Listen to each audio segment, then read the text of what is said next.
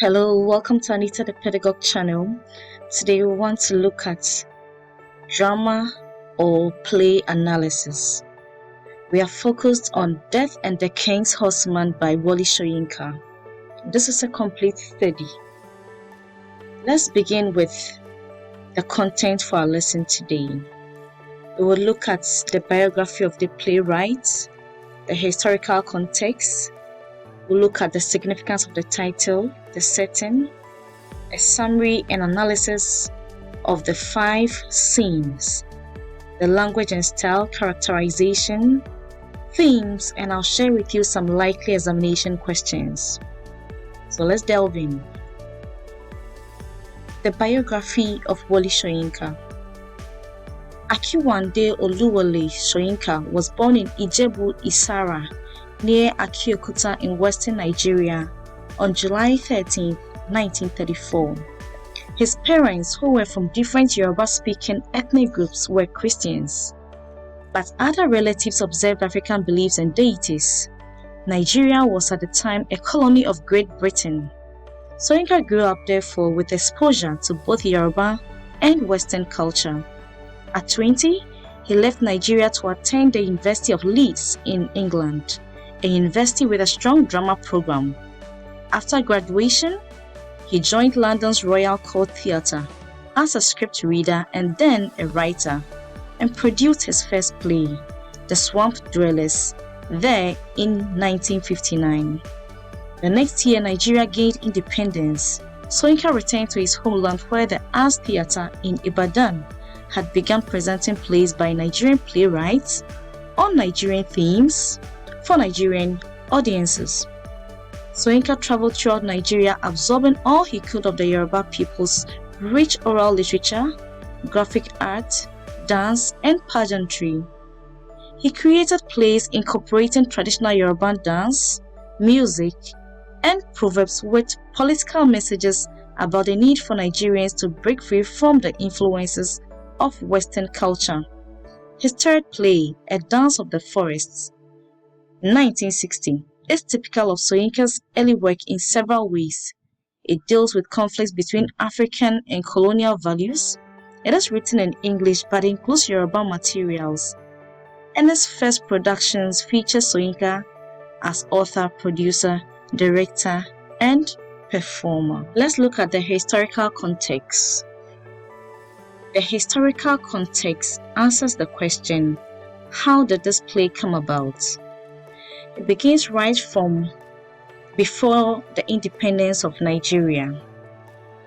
The Nigerians received their independence in 1960. They were colonized by the British. The effects of colonialism cut across many aspects, including the Western cultural influence and the suppression of the culture of Nigerians. Fast forward, Nigeria has suffered as a country after independence due to corrupt leaders. Soyinka, upon returning to Nigeria after his study and stay in England, boldly criticized the corrupt leadership of Nigeria and his fellow Nigerians. He was put on the wanted list, was arrested by the government for his open criticism of the government in 1965, but was later acquitted and discharged. In 1967, he was again detained for criticizing the government through his articles in the newspapers and ended up spending 15 months in solitary confinement. This experience caused him pain due to how his fellow Nigerians, who are leaders, perpetrated injustices, especially to critics of their destructive and corruptive leadership, especially after the oppression they faced from colonialism. He focused on writing literature that no longer criticized the colonial masters, but rather the Nigerian political leaders and people. Death and the King's Horseman examines weaknesses in Nigerian society as a whole, caused by individuals forgetting their traditions, culture, and duty to themselves and each other.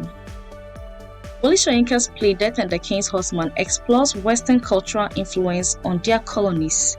It's focused on Nigeria based on a true story that happened in 1946 when British colonial authorities stopped the customary ritual suicide from taking place by a king's horseman.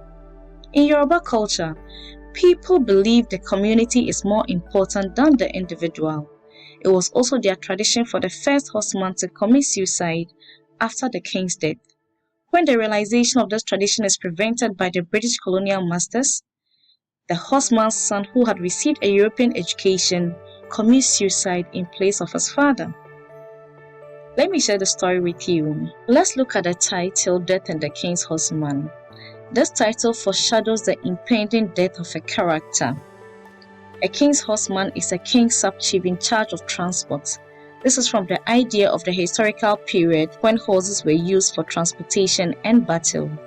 This makes a king's horseman an essential person to the king and the kingdom at large. Go on to the setting. Death and the King's Horseman occurs in Nigerian town of Oyo in approximately 1943 or 1944. It occurs at the market, the center of the community where people gather to socialize, trade, celebrate and perform rituals. And it is here that Eleshi comes as his last day draws to a close.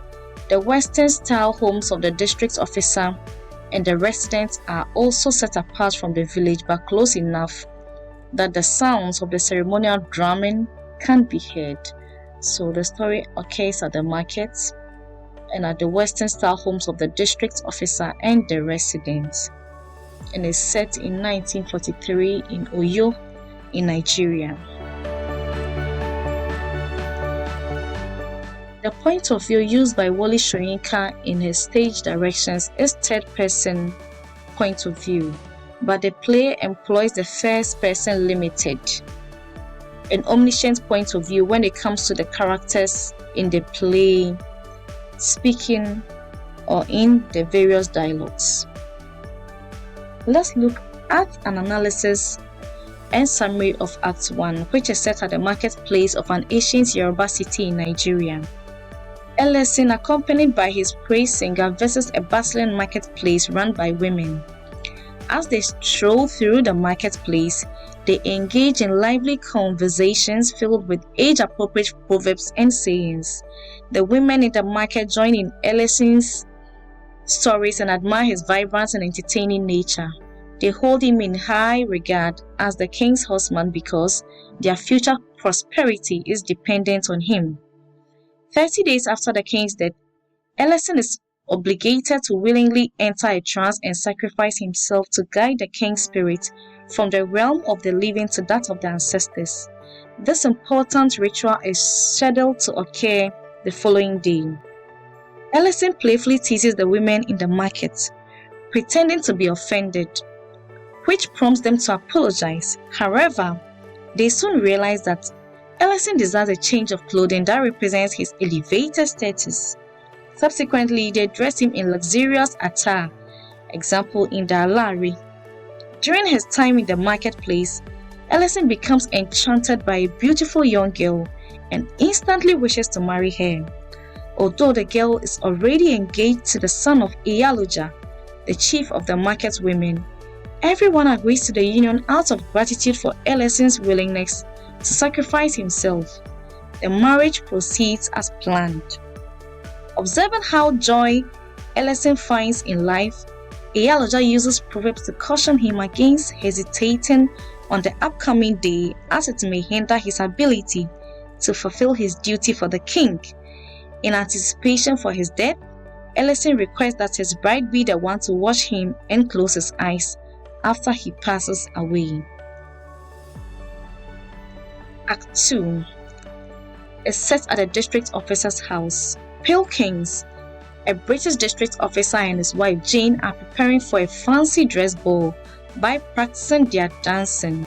However, their choice of costume and a gungun outfit, traditionally worn in religious African ritual to connect with the ancestor spirits, angers Amusa, a native policeman. Amusa refuses to speak to Pilkins while he wears the costume, as he fears it is disrespectful. While Pilkins and Jane continue their preparations, Amusa writes a note informing them about Elesin, who is about to undergo a ritual known as committing death as part of a local custom. Perplexed, they ask Joseph, a household servant, to explain further. Joseph informs them that Elesin's purpose is to die and accompany the deceased king to heaven. Pilkins recalls his past conflict with Elesin, where he forcefully sent Ellison's son Olunde to England to study medicine against Ellison's wishes.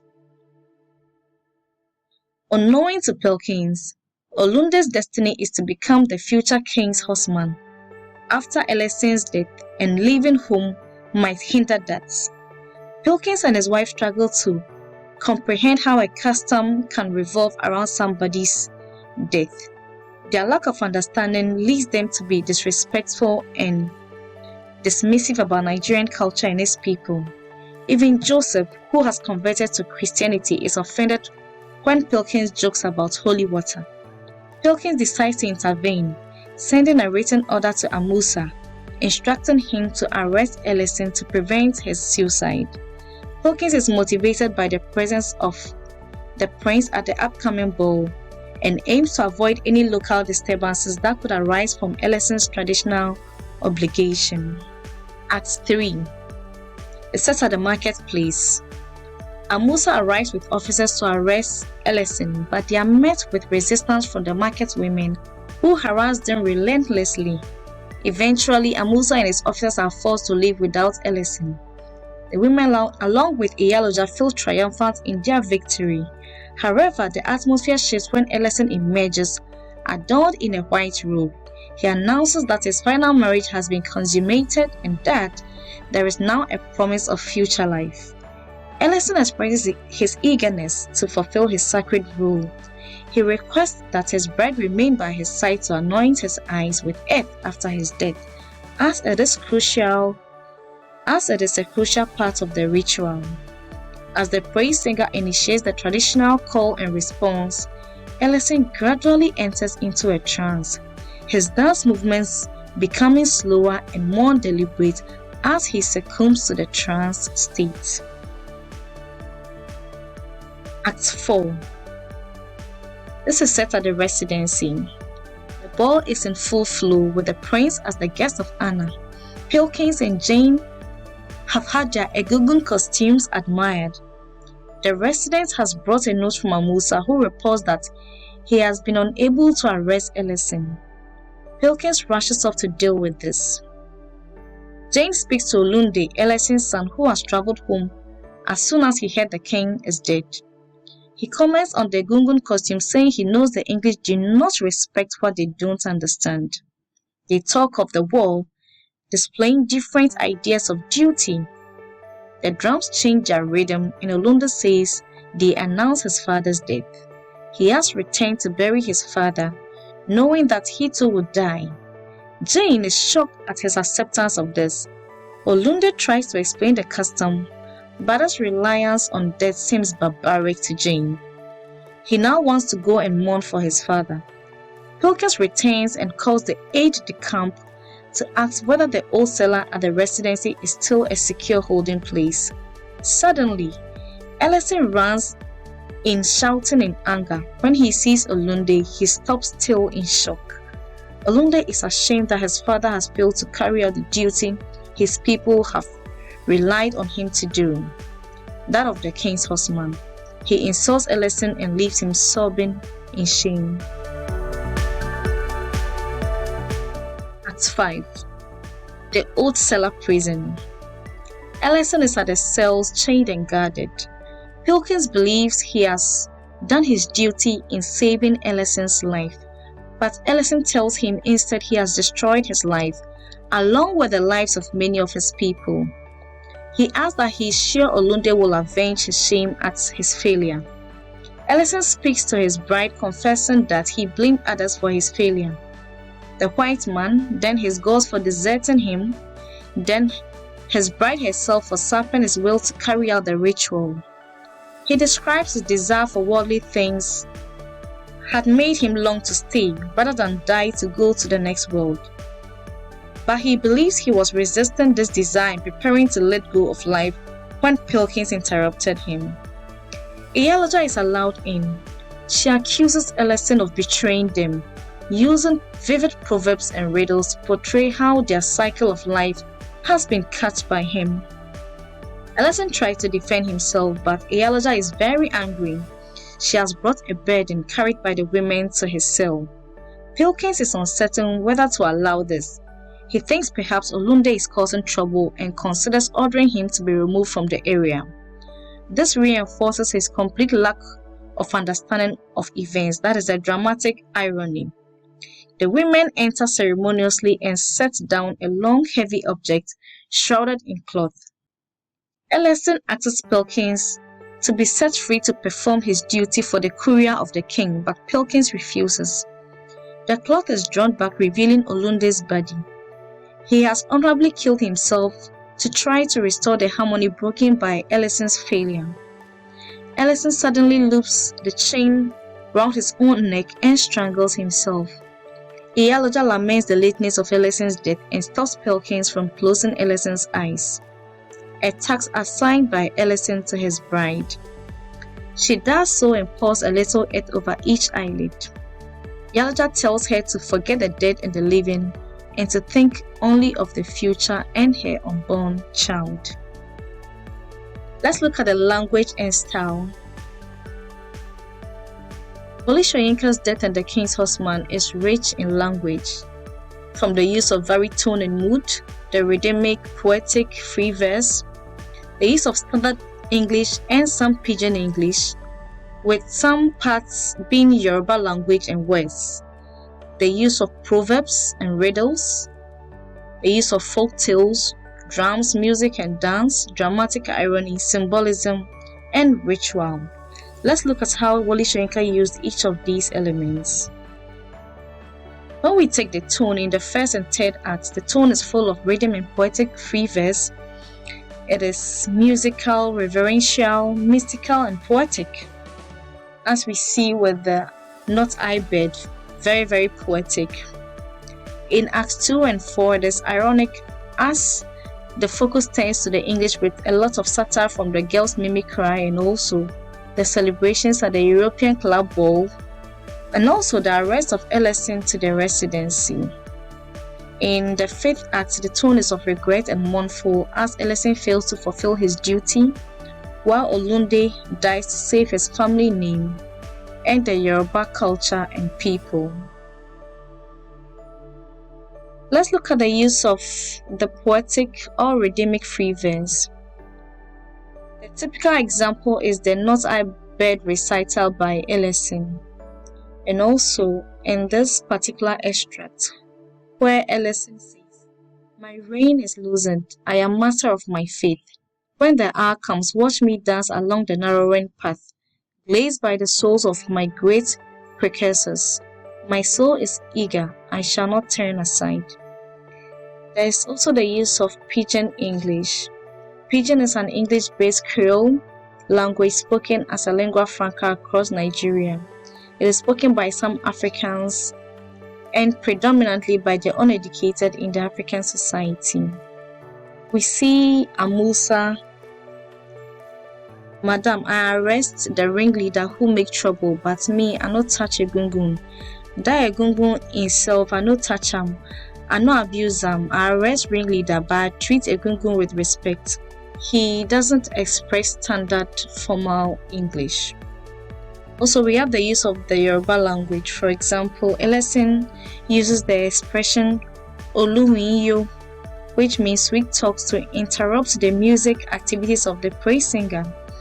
Other words like Alari, Etutu, Robo, Ifawomi, Opele, Elegbara are used in the play to sustain their original meanings, as such words have no direct equivalence in the English language.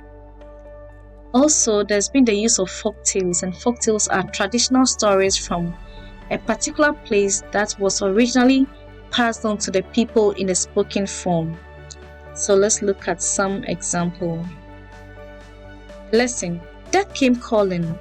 Who does not know his raps of reeds? A twilight whisper in the leaves before the great Araba falls. Did you hear it? Not I, swears the farmer. He snaps his fingers round his head, abandons a hard-won harvest and begins. So this is a story within his dialogue in the Not I narration, and it is a typical example of a folktale. There's also the use of proverbs, and the proverbs contribute to the cultural richness of the play and convey wisdom, values, and deeper meanings within the context of African traditions and beliefs. So, an example from the praise singers dialogue. Ellison Oba, are you not that man who looked out of the doors that stormy day, the god of luck limped by? I say you are that man who chanced upon the calabash of Anna. You thought it was palm wine and drained its contents to the final drop. Another proverb, life has an end. A life that will outlive fame and friendship begs another name. What elder takes his tongue to his plate, licks it clean of every crumb? He will encounter silence when he calls on children to fulfill the smallest errand. Life is Anna. It ends when Anna ends. Iyaloja. No one knows when the ants desert their home. They leave the mouth intact. The swallow is never seen to peck holes in its nest when it's time to move with the season. There are always throngs of humanity behind the leaf taker. The rain should not come through the roof for them. The wind must not blow through the walls at night. So these are some examples of proverbs in Death and the King's Horseman. Riddles. A question or statement intentionally phrased so as to require cleverness in discovering its answer or meaning. They contribute to the cultural richness of the play and convey wisdom, values, and deeper meanings. Let's look at some examples of riddles used in this drama. I am the crier on the pathway of the village square, yet my abode is empty of the voice of men. This riddle refers to the praise singer who acts as a town crier, singing the praises and history of the king and the community. Despite being a vital figure in the village, the praise singer's home lacks the presence of people, indicating his solitary rule. Another riddle is what walks on his head, and this riddle alludes to the ritual of the king's horseman, who walks on his head during the performance, signifying his supreme spiritual state. Drums, music, and dance. Music, drums, and dance are key parts of African oral tradition. Music and drums are used as a medium of public announcement of the death of an important personality among the ancient Yoruba people of Nigeria. Soyinka uses music throughout the play to show the strength of the native Yoruba culture and the weakness of European influence in Nigeria. The play's opening stage directions instruct that European music such as tango is played weakly and the quality is poor, compared to the native drums which sounded vigorous, powerful, and full of strength. Ellison dances at the market while they play music and drums. He also must fall in a trance and die by dancing to spiritual music and drums, showing the importance of drums, music, and dance in the Yoruba culture. Joseph and Olunde explain the importance of music and drums to the Pilkins. Dramatic irony. Soyinka reveals a twist when Ellison, Simon, and Jane are not aware that the messenger or the burden brought to the cell is Olunde, but the audience are fully aware. This heightens the tragedy of the story, leading to the death of the main character, Ellison. There's also the use of symbolism, that is the chains. The chains in the play symbolize the lingering colonial influence and suppression of African people by the Europeans, even after the ending of the slave trade in Nigeria. These chains are the chains that were used on Ellison at the cells. Let's look at ritual. Rituals are symbolic actions or ceremonies that hold deep cultural or religious significance and are performed to mark important events, transitions, or to connect with the divine. A ritual suicide method is any means by which a person may choose to end their lives for religious purpose and is seen as a form of self-sacrifice for a greater good. And we see the main character Ellison Oba charged with this duty, which he failed to fulfill at the end of the day. Let's move on to the themes. Our first theme is life cycle or rebirth. Wole Soyinka demonstrates the transformative power of death, the interconnectedness between different aspects of life, and the profound bonds that exist within the cycle of birth, life, and rebirth. Yoruba have a fundamental belief that life is a continuum. The dead are not forgotten, the ancestors are honored and cherished as guides. The not yet born are also cherished, and new babies may in fact be ancestors returning to physical life. The most highly charged moments in the life cycle are the moments of transition from one type of existence to the next, that is the passage into the physical world during birth and the passage into death. Ellison's responsibility as King's Horseman is to enact the transition from life into death in a ritual manner, to remind the entire community through his death that life is a continuum. Ellison has special powers and special rights. His request for the bride, although unexpected, must be granted because the claims of one whose foot is on the threshold of their abode surpasses even the claims of blood. Iyaloja realizes that the child born of Ellison and the bride will be extraordinary, that is neither of this world nor of the next, nor of the one behind us, as if the timelessness of the ancestors of the ancestor world and the unborn have joined spirits. Through the ritual suicide, the world can be renewed and rid of chaotic elements. Ellison's dance symbolizes the cyclical nature of life and the transformative power of death.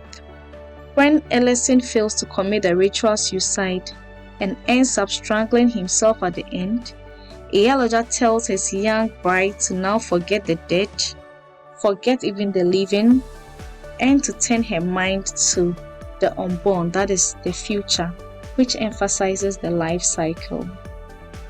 Another central theme in the play is the notion of duty and sacrifice. Ellison, as the King's Horseman, has the responsibility to perform the ritual suicide to accompany the king to the afterlife. The significance of this duty is exemplified in Ellison's words as he prepares for the ritual. When the hour comes, watch me dance along the narrowing path, glazed by the souls of my great precursors. My soul is eager. I shall not turn aside. Here, Ellison emphasizes the importance of his duty and his eagerness to fulfill it. Amusa also explains that his arrest of Ellison is an official duty from his masters, the colonial masters. This duty is compared to Ellison's duty to his bride in the bridal chamber.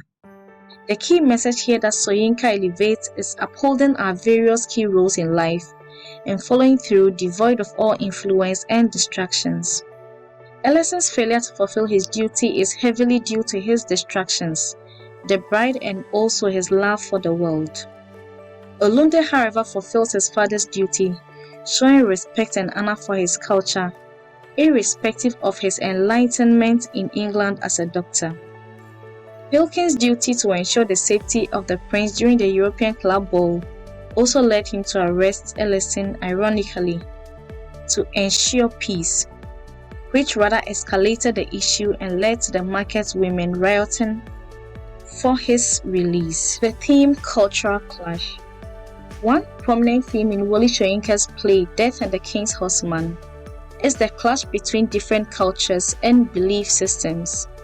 Simon and Jane Pilkins do not understand the beliefs of the Africans, and they dismiss what they do not understand as nonsense, barbaric, and horrible custom.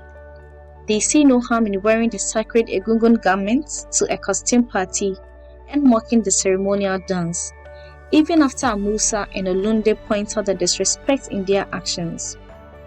Ellison's sense of tradition is so important to him that he is willing to die for it. By contrast, Simon's Christianity seems to mean little to Simon, who mocks Joseph for his devout faith in that holy water nonsense. Nevertheless, this man of little faith feels qualified to label Ellison as an old pagan. Simon does not understand or respect Ellison's culture, and he uses his authority to interfere, only because he does not want to be embarrassed while the prince is visiting. This clash is evident in the interaction between the British colonialists and the native Africans. One example is when Perkins and his wife Jane demonstrate a lack of understanding and disrespect towards the Nigerian customs and traditions in this quote. They speak of death as though it were something repugnant. And what kind of life can a man renounce to make death repugnant? This quote highlights the cultural gap and inability of the British characters to comprehend the significance of the ritual. Again, the mimicry of the girls also portray the poor treatment of the Yoruba people by the whites. The manner the girls treat Amusa and his constables show that in the new generation, which the girls represent, they will rise up for their culture. Characterization.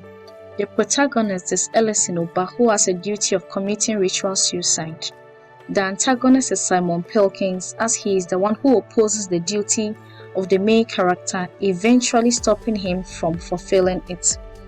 The major characters are Ellison, Iyaloja, Simon Perkins, Olunde, and Praise Singer, and the minor characters include Joseph, the bride, aide de camp, the residents, the prince, the women, and the girls. Let's begin with the character analysis of Ellison. As the play begins, it has been 1 month since the king's death. Ellison, the king's horseman, has been preparing for his journey to the afterlife. He is a people person and enjoys his time in the women's market. He has many wives and doesn't hesitate to pick new wives. When he enters the market the day he must commit the ritual suicide, he says the market is my roost. The women adorn him with rich, elegant clothes like the Alari. He is a man of honor and the Yoruba people of Oyo honor him. Because he is revered, he decides to ask the mother of the markets, Iyaloja, for her daughter-in-law to be as his wife. This distraction, coupled with others, causes him to fail to perform the ritual suicide. Ellison dishonors himself in both the living world and the afterlife by not committing the ritual suicide. He attempts to blame everyone, Perkins, his bride, the gods, for his inability to follow through with his suicide. He eventually admits that his desire to continue the life he loves did not allow him to fulfill his duty to the Yoruba people. Olumde, Ellison's son, steps into this role and commits the suicide, which further dishonors Ellison because sons are not supposed to take over their father's roles in this way. Ellison is so distraught that he uses his prison chains to commit suicide. However, Iyaloja states he will arrive stained in dung from the king's stallion into the afterlife, emphasizing that his dishonor will follow him in death. Let's move on to Simon Perkins. He is the British district officer for Oyo, Nigeria. He is bossy as he disrespects his subordinates who are natives and his wife Jane by telling her to shut up and take his instructions. He believes the whites are superior and considers the natives as sly, devious bastards. He is overconfident and refuses to listen to Jane, his wife, when she tries to help him understand the importance of local culture and tradition. When the prince visits his province, he is interested in impressing him. He goes on to dismiss the local tradition as mambo jumbo. He disrespects Amusa's Islamic religion by saying he will feed him pork, and insults the Christian religion when he refers to Joseph's Catholic faith as holy water nonsense. Perkins views Ellison as a difficult subordinate, deeply rooted in Yoruba culture and traditions. He is successful in his duty to stop Ellison from committing the ritual suicide, but in the end, he is not successful in preventing him from ending his own life. He is also to blame, as Ellison would never have been dishonored in his death, and Olunde would still be alive had he not interfered. Let's look at the character Iyaloja. Iyaloja is the mother of the market. She serves as the mother figure in the drama. The market women obey and listen to her leadings. She has a cordial relationship with Ellison and serves as a mediator between the market women and Ellison. Due to Ellison's impending ritual suicide, she is willing to fulfill any desire he has. When Ellison demands to marry her daughter-in-law, with hesitation and disgust at Ellison's selfishness, she still offers her as a bride with much caution to Ellison to perform his duty when the time comes. She speaks in proverbs and riddles primarily when she communicates with Ellison. She serves as a symbol of the Yoruba culture. When Ellison fails to fulfill his duty, Iyaloja shows her fury by rebuking Ellison for not fulfilling his duty and breaking the order of Yoruba spiritual practices. She also blames Pilkins for the death of Olunde. Her final words to the bride of Ellison is to think of the future and forget the past. Now forget the dead, forget even the living. Turn your mind only to the unborn. Olunde. Olunde is the eldest son of Ellison, the king's horseman, and tradition demands him to be the next king's horseman. Olunde is studying to be a doctor in England. Simon and Jenny Pilkins helped him travel to England to achieve this dream against his father's permission. Ellison therefore disowned him. According to Jane, Olunde is better suited as a poet. When he returns to bury his father after receiving a cable informing him of the death of the king, he demonstrates deep understanding and appreciation of his Yoruban culture, while showing he understands the values of the English. His speech with Jane gives him up as an intelligent and wise young man. He disagrees with Jane Pilkins when they discuss the story of the captain who sacrificed himself at sea. Olunde sees the importance of one man sacrificing their life for the good of others, like his father's impending self-sacrifice. At the end of the drama, he disowns and insults his father as eater of leftovers for not fulfilling his duty of the ritual sacrifice to maintain the spiritual order of the Yoruba people. He sacrifices himself to fulfill the role his father would not. Let's look at the character Jane Pilkins. Jane is Samuel Pilkins' wife. Jane is calm and a supportive wife to his husband, whose role is the district police officer charged with maintaining peace and order as well as the native culture. She is more responsible and tries to understand the native customs sometimes. She convinces her husband to apologize to their steward Joseph for insulting his Christian religion. She attempts to understand Olunde's view of Ellison's death as a positive and why he is not upset. She is shallow in understanding some principles such as self-sacrifice. Her conversation with Olunde shows that she does not see how the death of one for the greater good of others is honorable, even though, in contrast, she has no issue with the soldiers who are fighting in the Second World War. Praise Singer. Praise Singer has a vital role in guiding Ellison to perform the ritual suicide. Again, he is charged with the responsibility of ensuring that future generations remember Ellison and the sacrifice he made after being successful with the ritual suicide. At the commencement of the play, he leads the music and drums as Ellison dances at the market. Through his interaction with Ellison, the praise singer shows they are good friends, and on the fateful day that he is to die, the praise singer accompanies him. He leads the Ellison to dance and chant while falling into a trance. He also serves as a spiritual guide and conscience for Ellison while in a trance on his journey to the afterlife. He warned Ellison of the effects of women on his mission and warned him against taking a bride at that crucial time. He says, "Beware the hands of women, weaken the unwary." He reminded Ellison of his warning to show how betrayed he felt when he failed to commit the ritual suicide and rebuked him for failing to maintain the balance of the world. He says, "Our world is tumbling in the void of strangers, Ellison." Let's look at the character Amusa. Amusa is a native Nigerian who serves as a native administration policeman. He has converted to Islam and not seen as part of the Yoruba cultural activists in the play. In spite of this, he still shows surprise and dismay at the Pilkins who wore the Egungun costume. This shows how he still respected the Yoruba culture even though he did not belong to it or believe in their culture. When he is mocked and prevented by Iyaloja and the women of the market from arresting Ellison, he threatens to become violent, but the girls, who are the children of the market women, attack and chase him and his constables away, describing him as the eater of white leftovers, that is, a messenger of the colonial masters. Aide-de-camp. Aide-de-camp is another colonial officer who attends to the prince. He offers additional soldiers to help arrest Ellison. He is rude to Olunde and calls him an impudent nigger because he believes the natives who have become accustomed to Western culture are arrogant or not deserving. The bride, or the young woman.